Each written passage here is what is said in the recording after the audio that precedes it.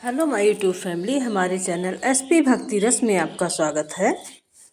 हम आपके लिए लेके आए हैं हरतालिका तीज व्रत की संपूर्ण कथा, शुभ मुहूर्त और कुछ अचूक उपाय जो आपके लिए इस दिन ही महत्वपूर्ण है।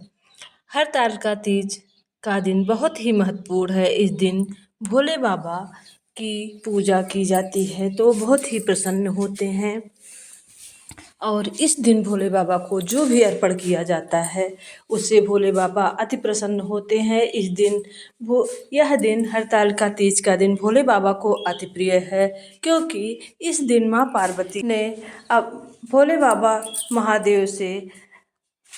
महादेव को अपने पति के रूप में वरदान में मांगा था और इसी दिन इतने दिन कठोर तपस्या करने के बाद माँ पार्वती ने भोले बाबा का दर्शन किया था। इसी दिन हरतालिका तीज के दिन भोले बाबा ने प्रसन्न होकर माँ पार्वती जी को दर्शन दिया और वरदान मांगने को कहा। तब माँ पार्वती जी ने अपने पति के रूप में महादेव को मांगा था। इसलिए महादेव को यह दिन बहुत ही प्रिय है। जितनी भी पूजा अर्चना की जाती है उसका कई गुना फल महादेव देते हैं।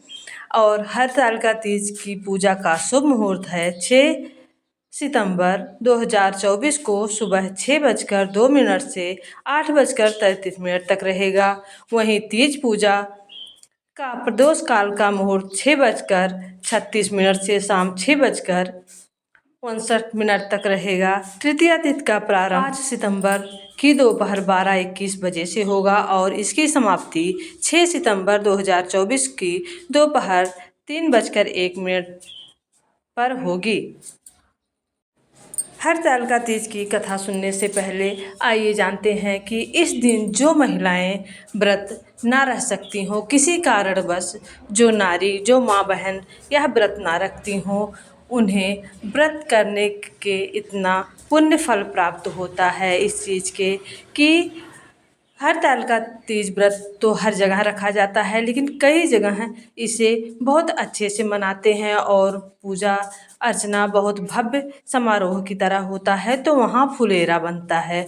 फूलों का फुलेरा बनाकर भोले बाबा को पहनाया जाता है। जैसे कृष्ण जन्माष्टमी में पूजा होती है तो माला पहनाई जाती है। हर त्योहार में प्रभु का जब भी त्योहार आता है तो फूल माला अर्चना करके पहनाई जाती है।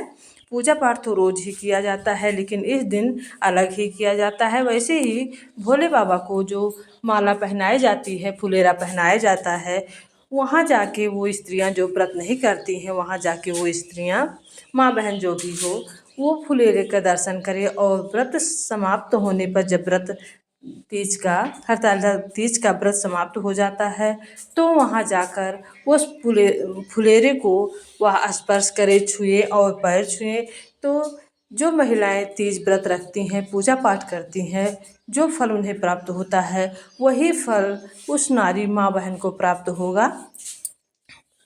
सिर्फ फुलेरे के दर्शन मात्र से, स्पर्श से ही पूजा करने का इतना व्रत का फल मिलता है, इतना महात्मा है इस फुलेरे का। तो कभी आपको अगर ये चांस मिले, मौका मिले तो फुलेरे का दर्शन अवश्य करिएगा। अगर आपको जानकारी रहेगी कहीं भी होगा तो ये आप कर सकते हैं।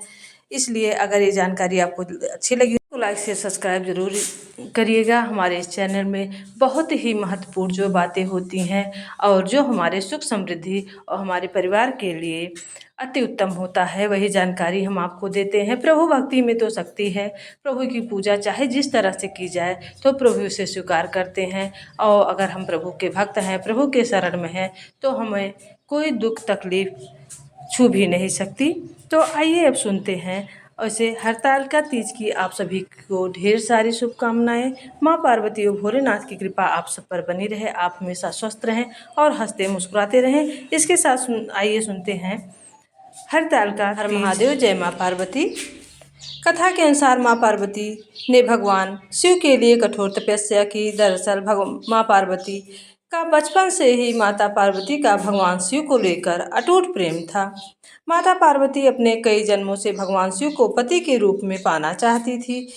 इसके लिए उन्होंने हिमालय पर्वत के गंगा तट पर बचपन से ही कठोर तपस्या शुरू की। माता पार्वती ने इस कठोर तप में अन्न और जल का त्याग किया था। खाने में वे मात्र सूखे पत्ते चबाया करती थी। माँ पार्वती की ऐसी हालत को देखकर उनके माता पिता बहुत दुखी हो गए। एक दिन देवऋषि नारद भगवान विष्णु की तरफ से पार्वती जी के लिए विवाह का प्रस्ताव लेकर आए। माता और पिता ने इस प्रस्ताव को खुशी खुशी स्वीकार कर लिया। इसके बाद उन्होंने इस प्रस्ताव के बारे में माँ पार्वती को सुनाया। माता पार्वती इस समाचार को सुनकर बहुत दुखी हुई, क्योंकि वो अपने मन में भगवान शिव को अपना पति मान चुकी थी। माता पार्वती ने अपनी सखी को अपनी समस्या बताई कि मैं शादी करना नहीं चाहती हूँ, मैं अपने पति के रूप में भोले बाबा को स्वीकार कर चुकी हूँ, तो मैं क्या कर सकती हूँ। उन्होंने अपनी सखी से कहा कि वह सिर्फ भोलेनाथ को ही अपने पति के रूप में स्वीकार करेंगी। सखी की सलाह पर पार्वती जी ने वन में एक गुफा में भगवान शिव की आराधना की।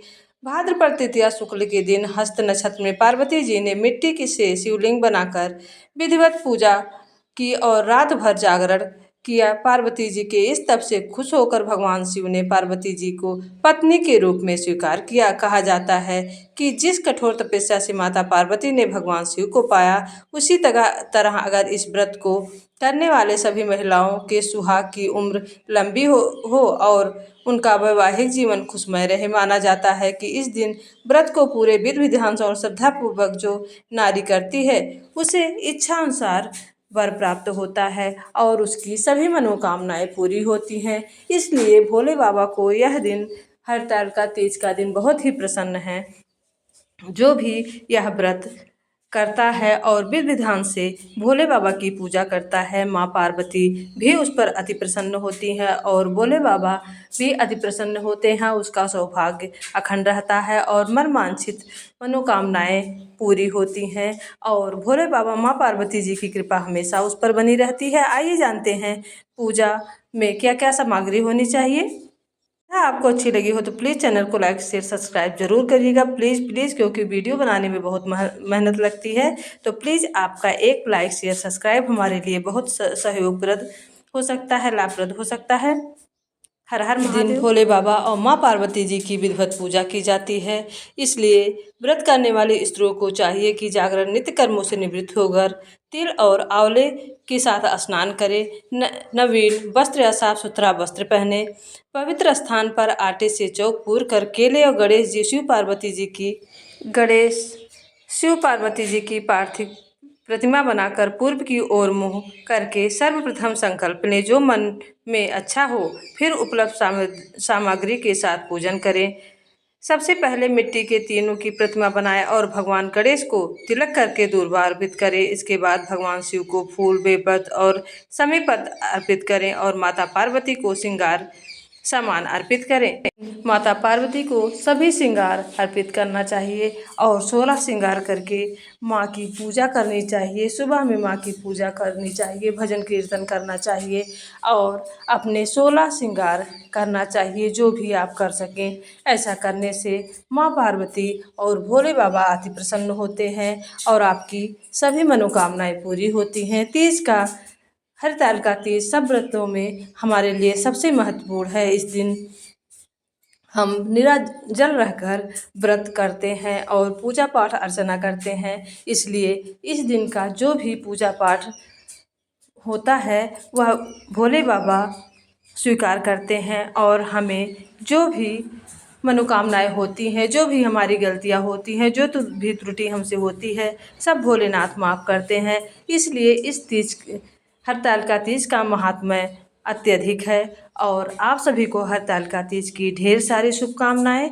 भोले बाबा और माँ पार्वती जी की कृपा आप सब पर बनी रहे।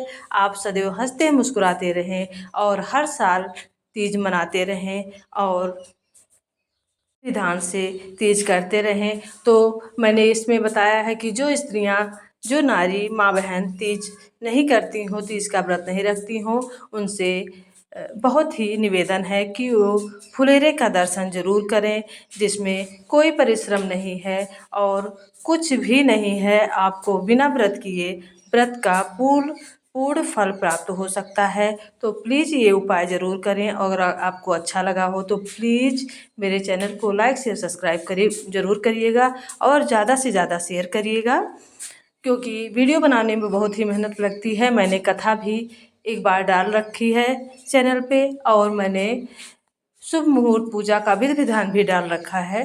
तो प्लीज़ आप देखिएगा ज़रूर। इस वीडियो में मैंने सब कुछ एक साथ बनाया है जिससे आपको कहीं जाने की ज़रूरत नहीं। मेरे हर हर महादेव।